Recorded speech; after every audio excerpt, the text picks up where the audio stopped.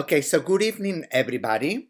So today we're going to do the lecture, the second part, should say part 2, lecture number 3940, which is the actual final lecture of the module of endocrinology and physiology. And we're going to start from what we left it behind, which was the feminine anatomy and the masculine anatomy. But we're going to focus more on the feminine because we're going to study the menstrual cycle and infertility and also contraception.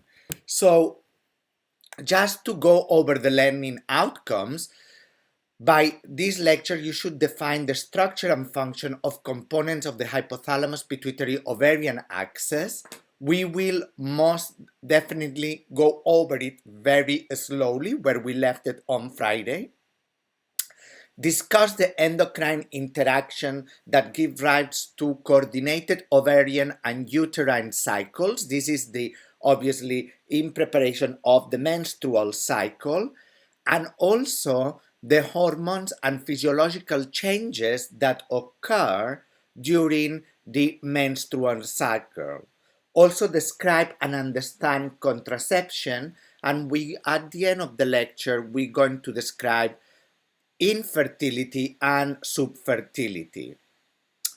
So we already gave some part of this lecture on Friday in the first part of the reproductive endocrinology, and then today we are here in the chronology of the menstrual cycle. So the hormonal control of the ovaries, here you can have a scheme which is the hypothalamus, the pituitary gland, and then the ovaries, right? And there is either positive or negative feedback loops. So GnRH causes the secretion, we know from lecture number 5, I think, or 6 at the beginning of the endocrine module.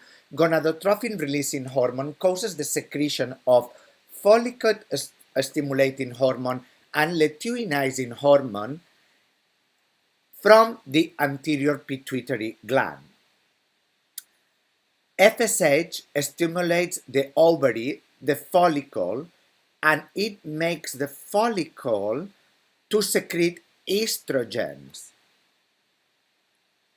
LH stimulates the ovary, but in this case, it stimulates the corpus luteum to secrete progesterone.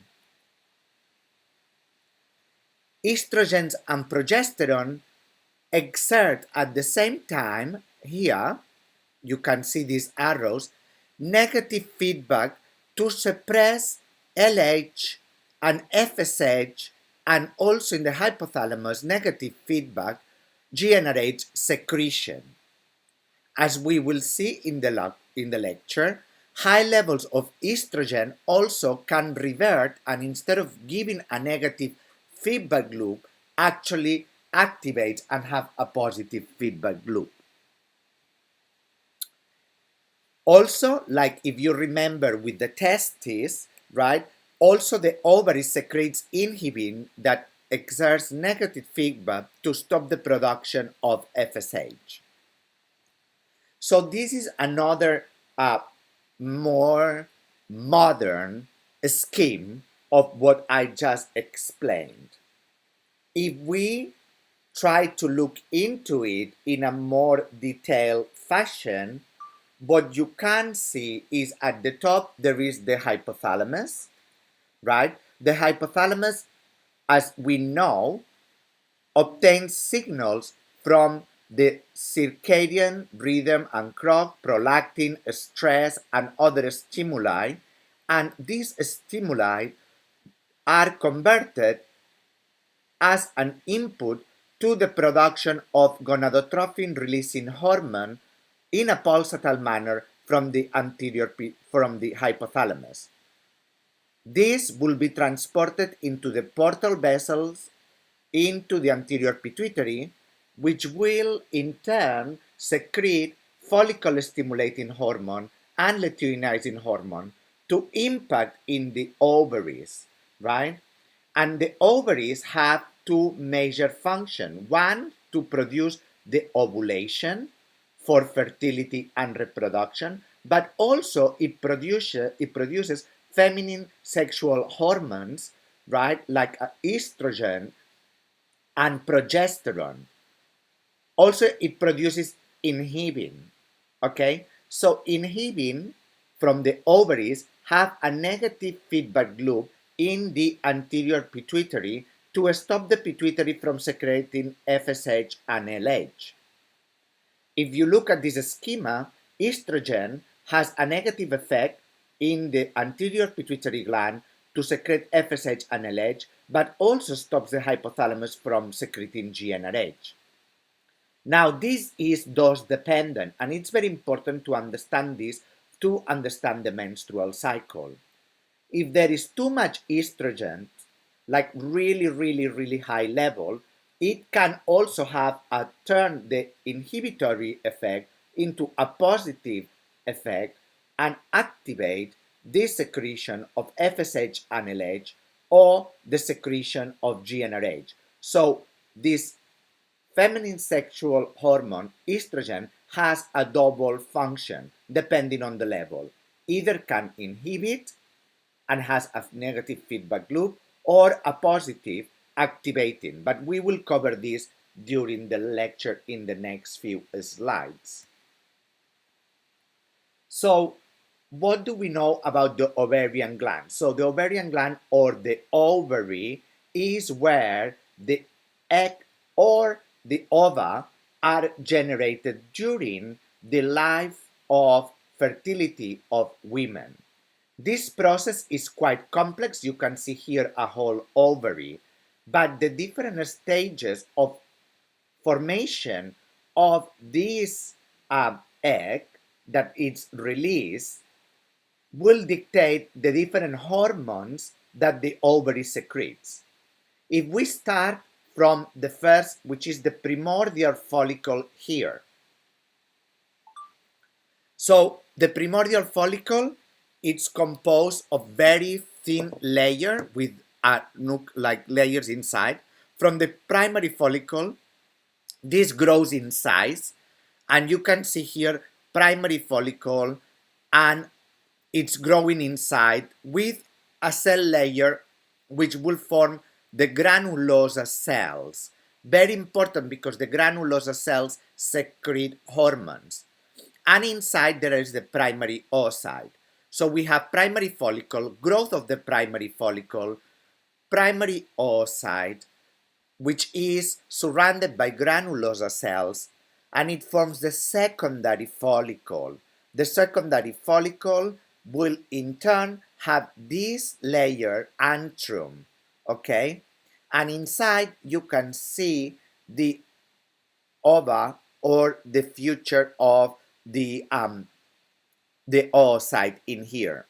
So the granulosa cells will grow in size, and also they will these granulosa cells will produce estradiol, very important, okay?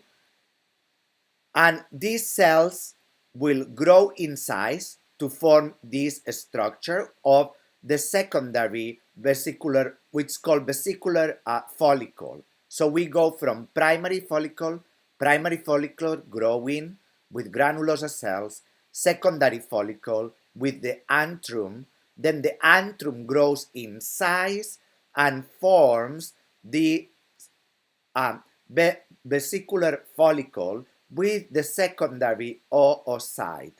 The secondary oocyte is surrounded by this layer, which is the zona pellucida. Now, at these stages, the granulosa cells produce high levels of estradiol, or also known as E2. This At this stage, it makes contact with the membrane, well, with the outer layer of the ovary, and the secondary oocyte or the oocyte, it's expelled. Can you see? Okay, it's expelled. This happens once a month in the process of the menstruating cycle, and after this has happened, the ovulation, this retracts, ingresses, and it forms in the cortex the developing corpus luteum. The corpus luteum can grow in size, corpus luteum, and then there are two options. One, that it goes to corpus albicans and it degenerates. The corpus luteum, as we will see, it produces high levels of hormones, so it's very important also and all for the function of the ovarian and menstrual cycle. And it produces progesterone, high levels of progesterone. Now, if you think that this is a cycle, right, starting from primary follicle, what we will have is when we reach estradiol, at the middle of the cycle, high levels of estradiol, and then progesterone in the second phase after ovulation. And we will study the function of both estradiol and progesterone. Now, if we look inside, if we go back before to the oocyte here, okay, we can see that the secondary follicle is formed from the granulosa cells, right? And outside of these cells, of the granulosa, there is a layer of cells that is called the theca cell. Now, the estradiol is expressed in the granulosa cells, but the production of estradiol is in intimate contact with the theca cells.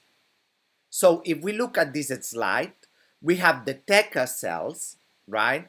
And we have the granulosa cells, okay?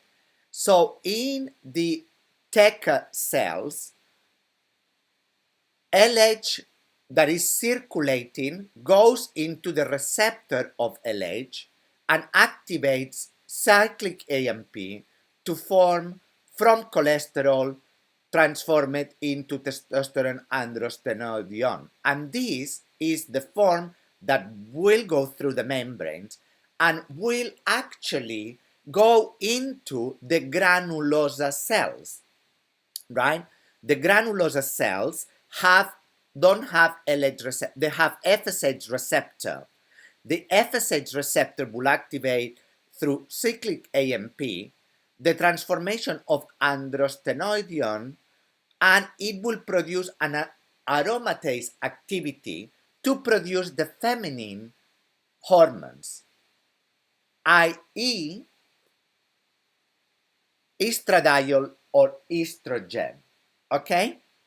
And this one will be obviously go into the main circulation. So this happens in these phases of oocyte formation.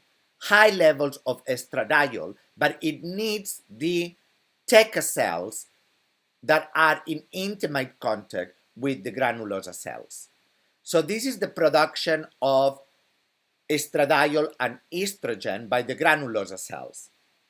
So functions of the female sex hormones. Estrogen or estradiol, or also written estrogen or ostriol, right? We're going to call it estrogen or estradiol in the lecture, but it can be, you can see it in different ways written, is responsible for the female secondary sexual characteristics, okay? So, but it has multiple physiological functions. It's important for bone growth, also female psyche, fair complexion, breast development, widening of the pelvis, maturation of the genitalia, female pattern of pubic hair, subcutaneous fat deposition, and obviously very important in the ovulation and menstruation for fertility. Progesterone, on the other hand, as the not estrogen but progesterone, is important in pregnancy. Pro means in Latin for gestation, progesterone, okay, pregnancy. So it's a very important molecule required for pregnancy. That's why there are high levels of progesterone during first initial phases of pregnancy, because it prepares the uterus, right, for the incorporation of the baby, and it's very high, the levels of progesterone during the initial phases. We will come back to it later. So we're going to go into the endocrinology of more the menstrual cycle in detail, okay? So the menstrual cycle comes menstrual from menses. Menses in Latin means month or period in English. The typical cycle is 28 days and ranges from 21 to 36 days.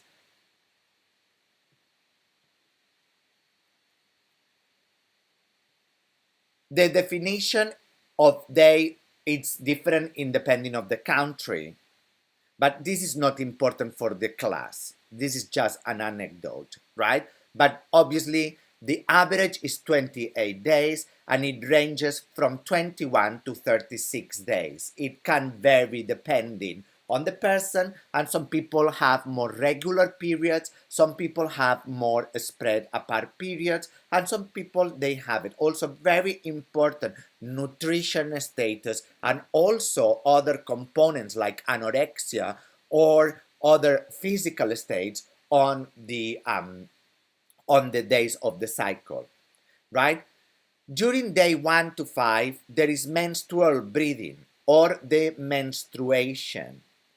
During day 6 to 13, there is what we call the follicular phase. In day 14, there is the ovulation or ovulatory phase, which is the release of the follicle or the oocyte.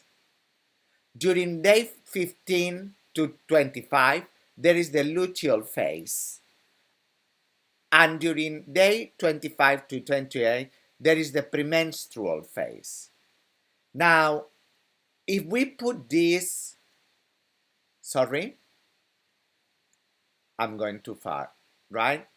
If we put these days into a graph, we will understand that it's a very regulated process with lot of hormones involved, right?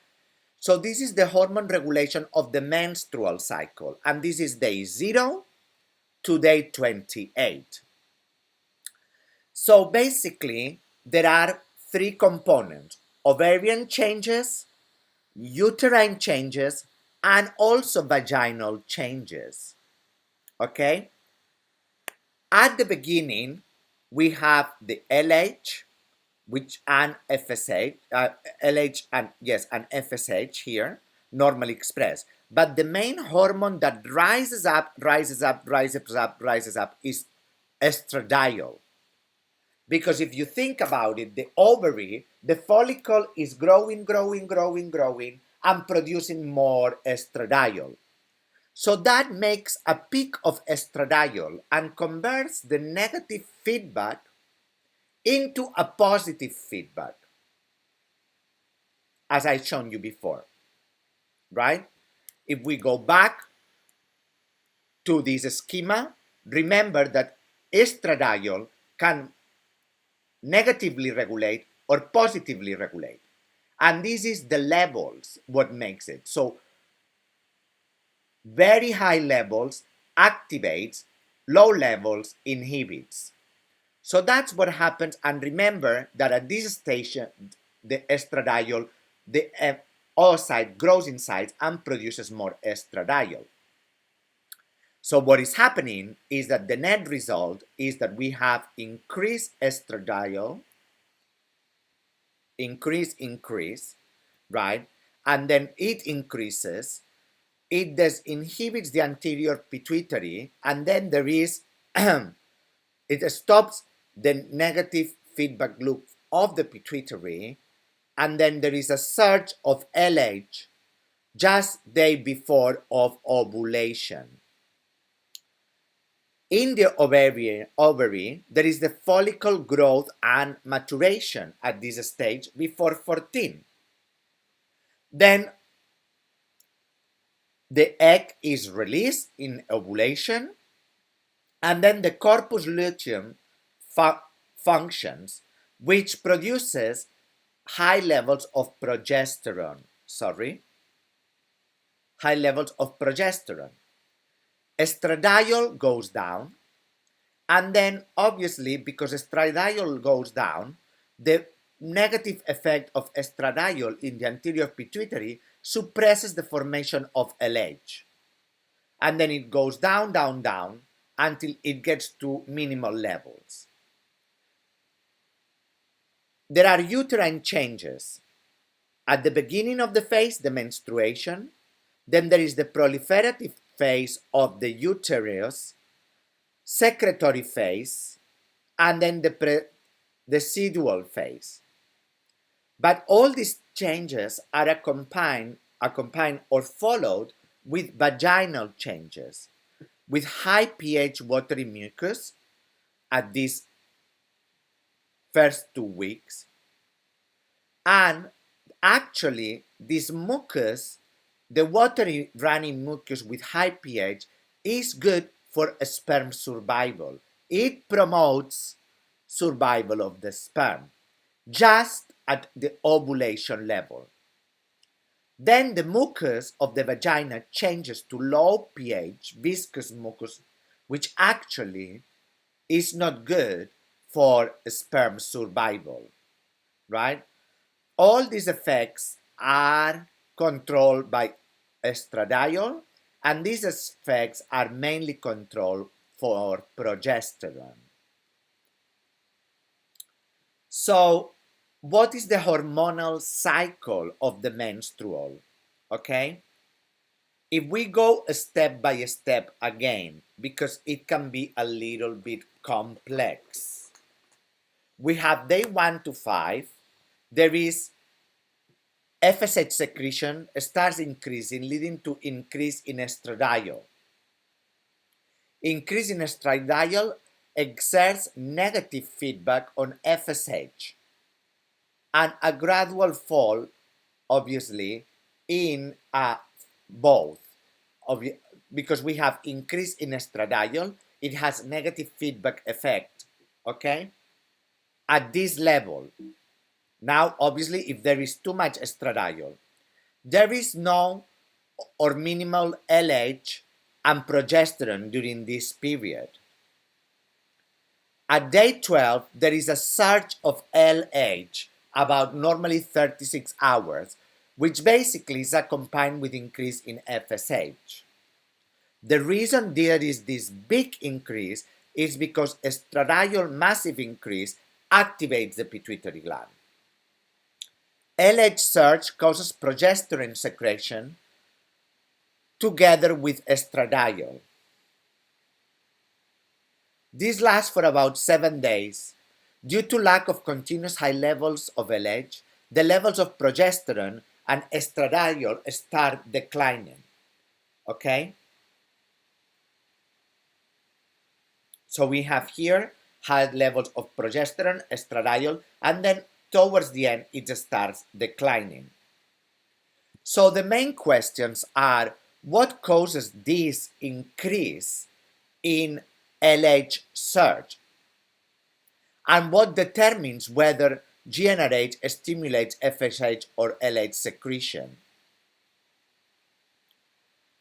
Progesterone is about 20 to 30 times higher than estrogen.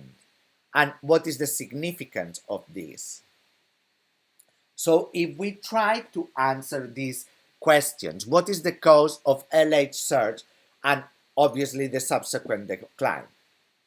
Now, if we take this into a physiological characteristics of the ovulation, what I have shown here is the ovary with the different states of ovulation. And here is the hypothalamus, and here is the ovary. Okay? So the hypothalamic ovaries axis in the follicular phase, we have gonadotrophin releasing hormone that acts on the anterior pituitary that secretes follicle, primary follicle, secondary follicle, right? So GnRH activates follicle stimulating hormone. So follicle stimulating hormone. So it stimulates the follicles.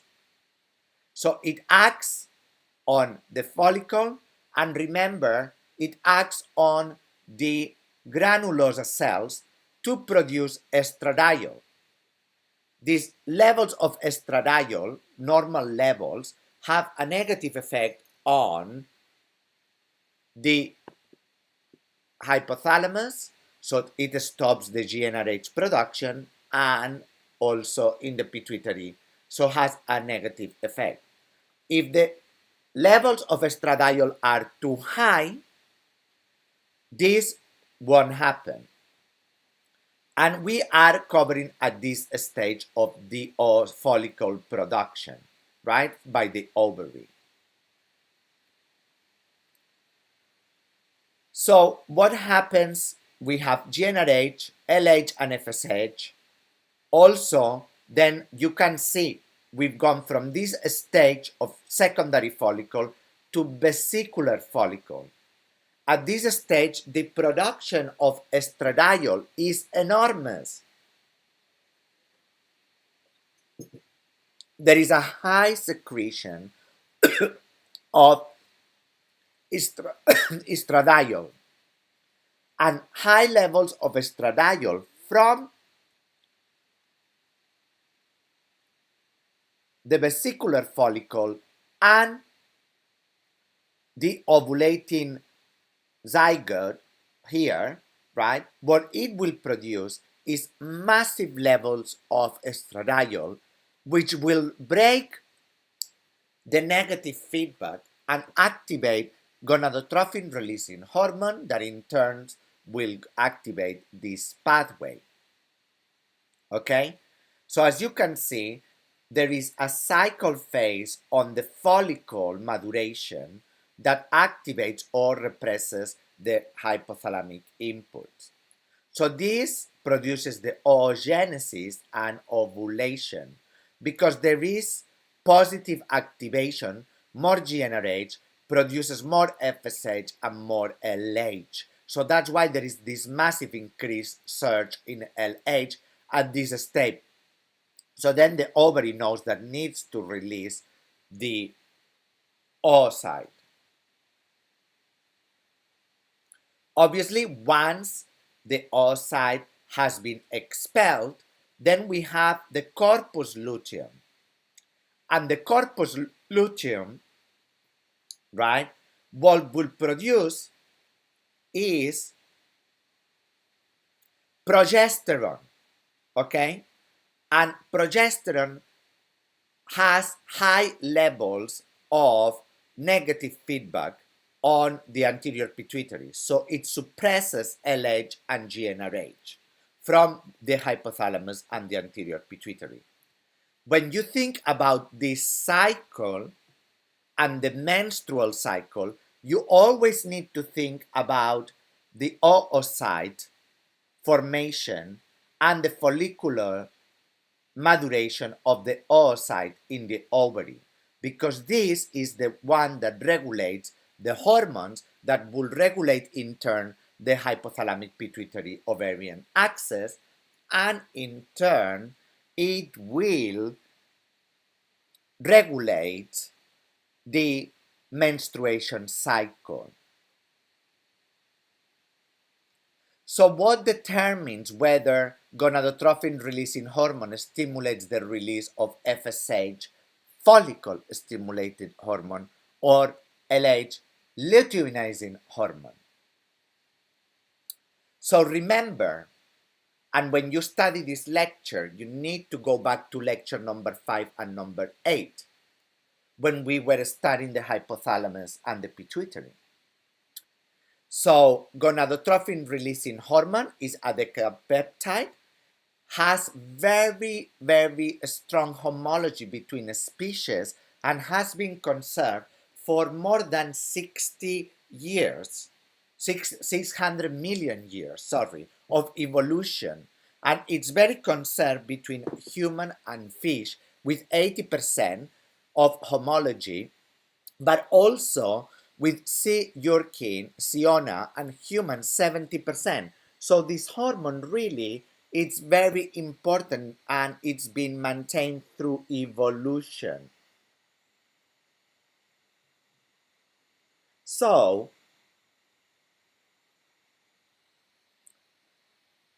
GnRH acts through the gonadotrophin releasing hormone receptor and is a GPCR receptor in the pituitary that increases calcium, IP3, and PKC. It is a key regulator of reproduction, and it regulates the expression of LH and FSH in the pituitary. It has a pulsatile release, remember. So basically, we have more depending on the hour of the day, and is under control of estradiol, but also different other hormones. So it has low frequency pulses that favors FSH and high frequency pulses that results in LH release.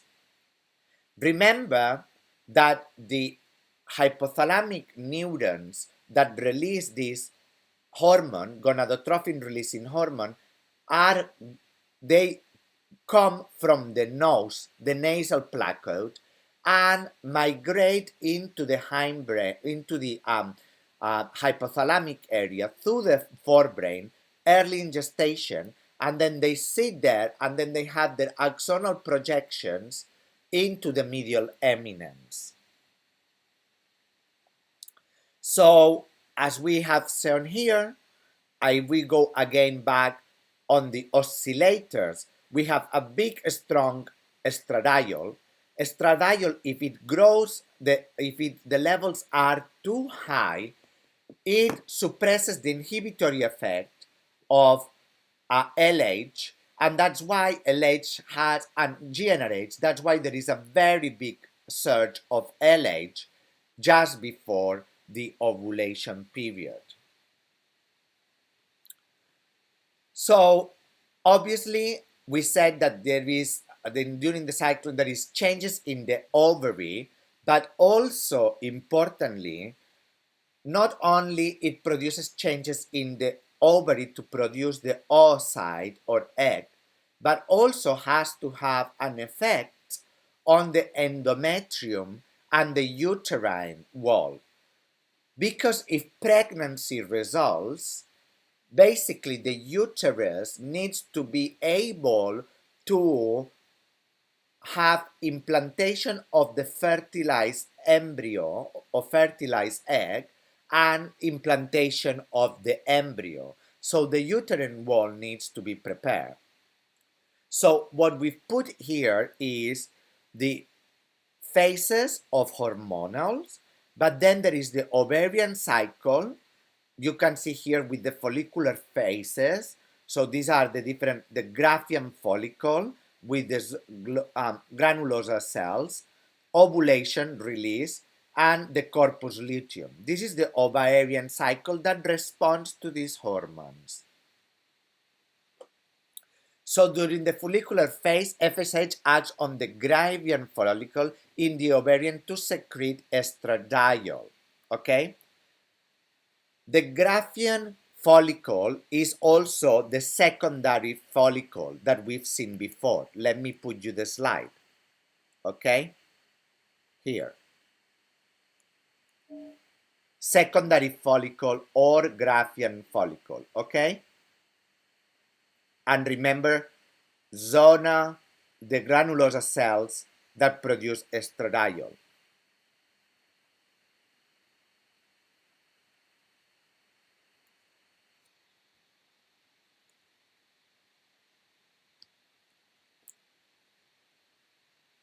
Rise in estradiol exerts positive feedback in the pituitary gland, causing the LH surge. LH surge causes ovulation at day 14.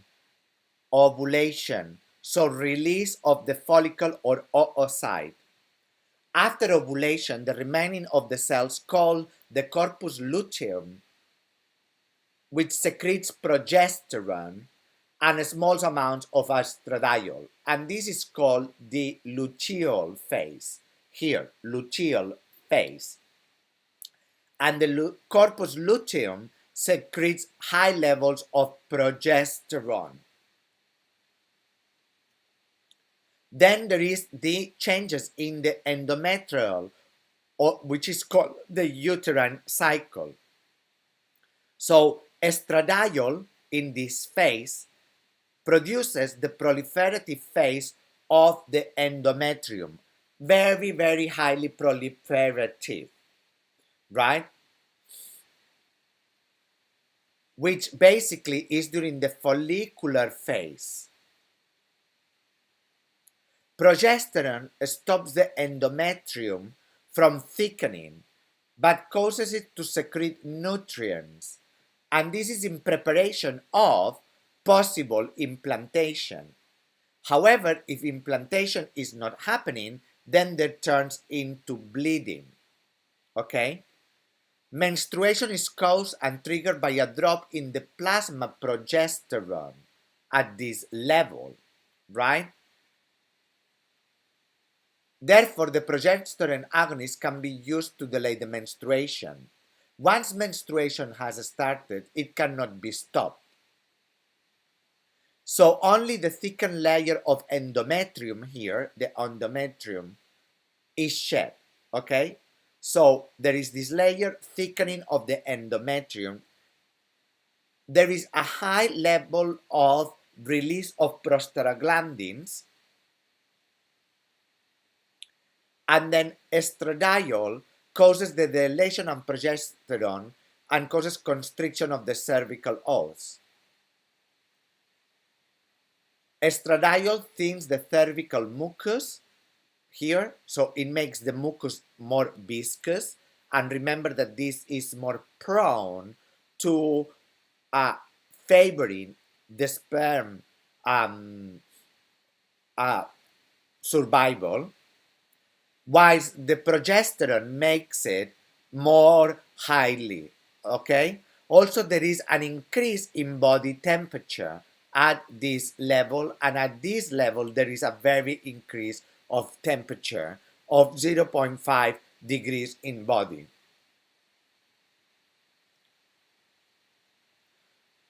So when is the fertile period, okay? And you can see here in this graph, this is the day of ovulation, and this is the -1 day of the ovulation. So ovulation occurs 36 hours post the LH surge. Once ovulated, oocyte can be fertilized for up to 24 hours. Okay, so these 24 hours of the ovulation are very important for fertility. Now, if we go a little bit into the fertility, how do we know that ovulation has occurred, right? There are different ways. One is that it can be felt because there is a change in the pelvic region. There is an increase in body temperature of half a degree. There is also a test which is called the spin bucket test or the mucus, the consistency of the mucus. And there are also predictor tests, okay, of ovulation. And these tests measure the hormones. Is different to the pregnancy test, because the pregnancy test measures different hormones than the prediction test. There is obviously difference between the pregnancy test and the ovulation predictor. And obviously, we're going to study which hormones does the predictor ovulator measures, okay? The pregnancy, we will come back to it later, but they are different indeed. So the spin-Barker test, basically, as we have shown, the levels of estrogen at the beginning makes several changes. Follicular changes, but also in the uterine wall, it makes the cervical mucus more abundant and also more viscous, and it makes it stretchable. So looking at the mucus consistency can tell you whether there is obviously a prediction of the ovulation signs, because it's just before the ovulation. And also this mucus allows the sperm to basically uh, survive in the to survive. So the stretchability of the mucus is described as a spin barcade, and is a German word that its ability to expand. Only such a mucus appears to be able to penetrate by a sperm. After ovulation, the character of the cervical mucus changes, right? And it's influenced by progesterone, not estrogen or estradiol. And then it becomes thicker, this mucus, and basically it's not favorable for the sperm. The sperm cannot penetrate it, okay? So ovulation prediction tests are very widely used. And we have the antibody test, which measure LH, luteinizing hormone. As we have shown, the luteinizing hormone has a peak of LH just before ovulation. So if these tests exist as strips, and basically they look at the levels of LH that peaks in urine around the time of ovulation. If we look here on day 0, 7, just before 14, there is this big peak of LH. Also, there are tests to measure estradiol, but the most used is the LH test. So I think we're going to have a break here, and then we're going to meet in 10 minutes to cut it short, because we were late on the lecture, and then we're going to study the pregnancy test, and then we're going to study the infertility. So right now we will have a 10 minutes break.